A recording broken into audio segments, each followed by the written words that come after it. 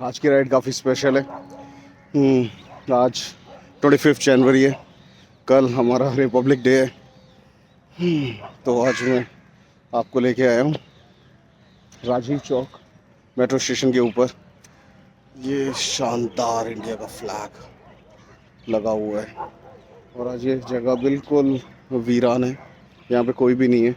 Otherwise ये पूरी जगह भरी रहती है, यहाँ पे हमेशा बहुत सारे लोग घूमने आते हैं, काफ़ी सारे लोग डेटिंग के लिए भी आते हैं। मुझे अपना कॉलेज टाइम याद आ गया। वाह, एंजॉय द व्यू।